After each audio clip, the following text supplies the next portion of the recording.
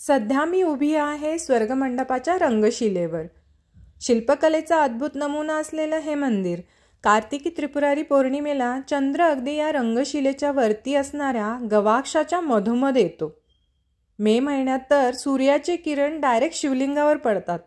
नंदी नसलेला सभामंडप, अशा अनेक वैशिष्ट्यांनी पूर्ण असलेलं खिद्रापूरचं कोपेश्वर मंदिर. नमस्कार, मी सुनीता तुमचं स्वागत करते खिद्रापूरच्या कोपेश्वर महादेव मंदिरात.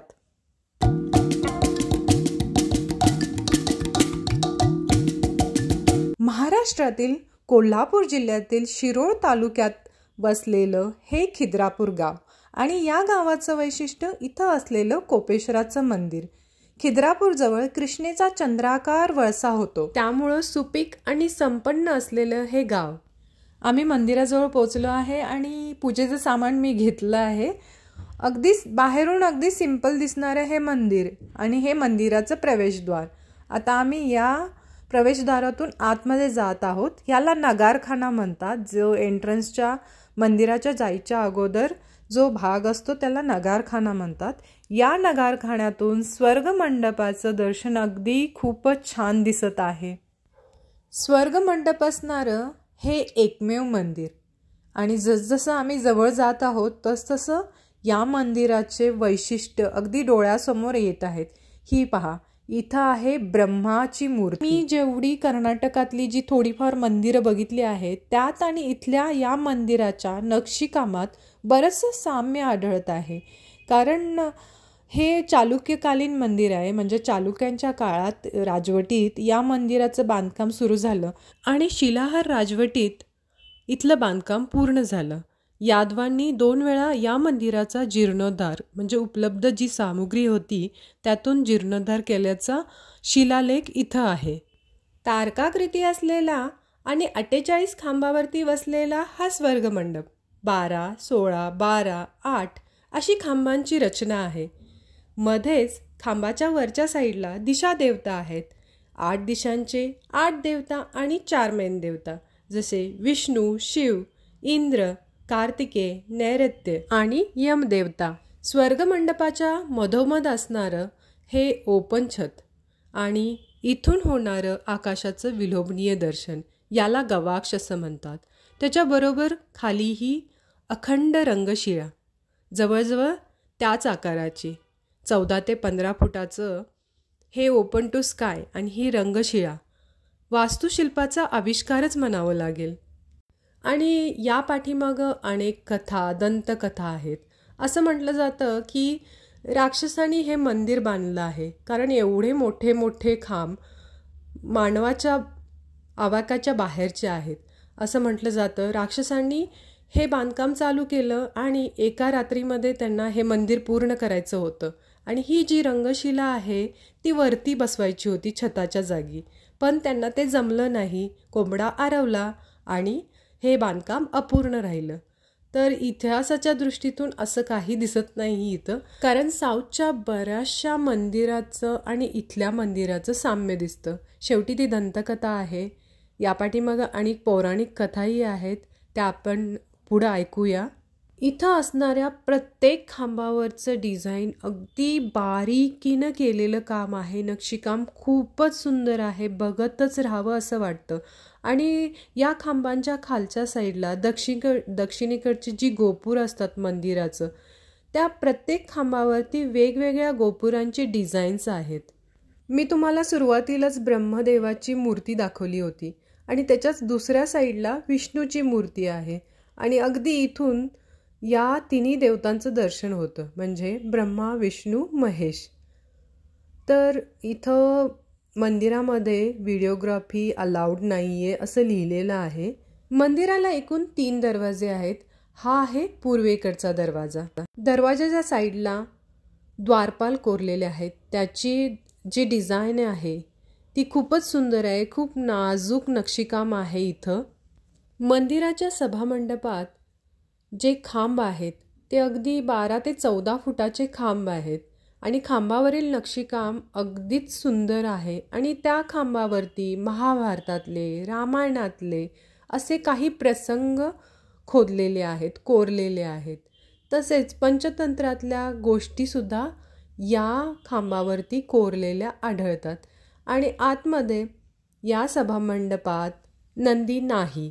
त्या पाठीमागची पौराणिक कथा अशी: दक्ष राजाने पुत्रप्राप्तीसाठी यज्ञ केला होता आणि त्या यज्ञाला आपल्या कन्येला सतीला आणि जावयाला म्हणजे शिवाला आमंत्रण दिले नव्हते. तरी सती इथं नंदीसोबत गेली आणि सतीला शंकराचा झालेला अपमान सहन न झाल्यामुळे सतीने त्या होमामध्ये आहुती दिली.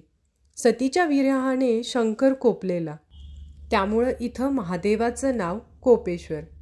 मग कोपेश्वराची समजूत काढायला आलेले विष्णू म्हणजे धोपेश्वर.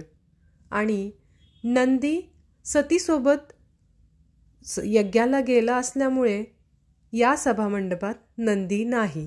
तो इथून जवळच असणाऱ्या येडूर गावामध्ये नंदीचं मंदिर आहे, तिथं आढळतो.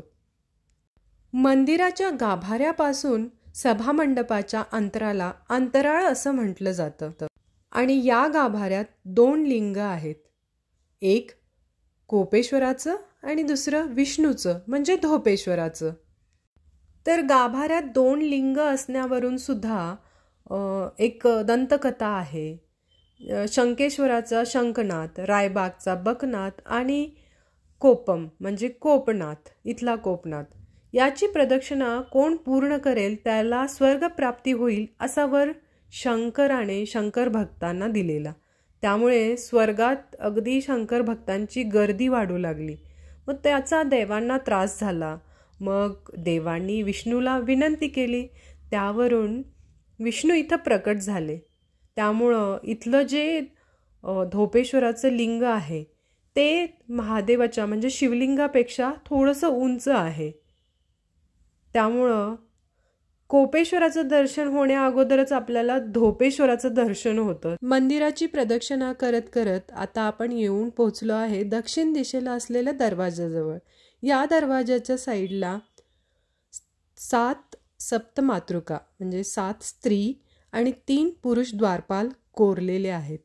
चालुक्यांचं दैवत सप्तमातृका होतं आणि विष्णू शंकर, त्यामुळं एक सप्तमातृकांचं प्रतीक म्हणून स्त्री द्वारपाल इथं आपल्याला दिसतात. जवळजवळ 1200 वर्षाहून प्राचीन असलेलं हे मंदिर 108 फूट लांबीचं, 68 फूट रुंदीचं. हा खालचा गजपट्टा म्हणजे 92 हत्तींचा गजपट्टा, त्यावर आरूढ असलेले देवी देवता अगदी बघण्यासारखेच. खूप सुंदर असं नक्षीकाम आहे इथं. पण या हत्तींची झालेली पडझोड म्हणजे जवळजवळ 92 हत्तीपैकी फक्त 5 ते 6 हत्तींची सोंड शाबूत आहे.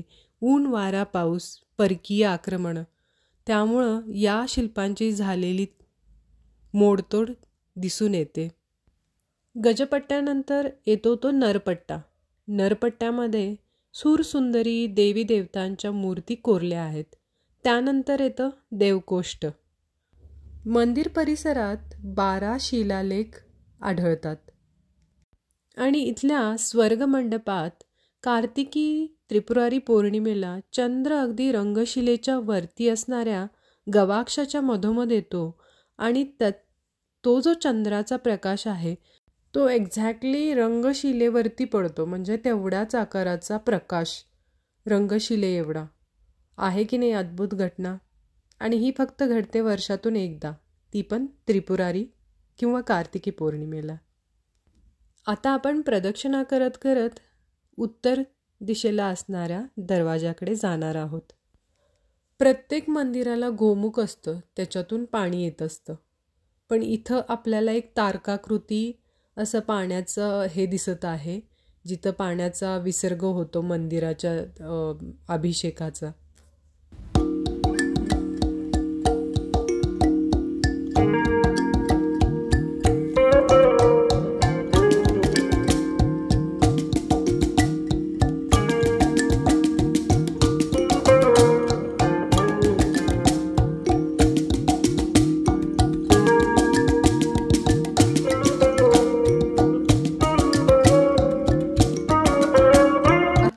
पोचलो आहे मंदिराच्या मंदिराच्या उत्तरेला असलेल्या दरवाजाजवळ. आणि इथले जे द्वारपाल आहेत, जे दरवाजाच्या साईडला कोरलेले जे द्वारपाल आहेत ते शस्त्रधारी नाही आहेत. आपण पाहिलं असेल तर लक्षात येईल की बाकीचे जे 2 दरवाजे आहेत तिथं जे द्वारपाल आहेत तर त्यांच्या हातात शस्त्र आहेत, पण इथं नाही आहेत. आणि या खाली जी पट्टी आहे ती व्यालपट्टी.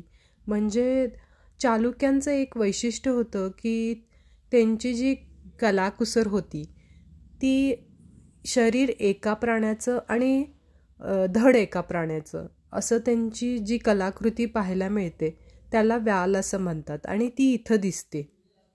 आर्किटेक्चरचा उत्तम नमुना इथं बघा. ही ड्रेनेज सिस्टीम मंदिराची.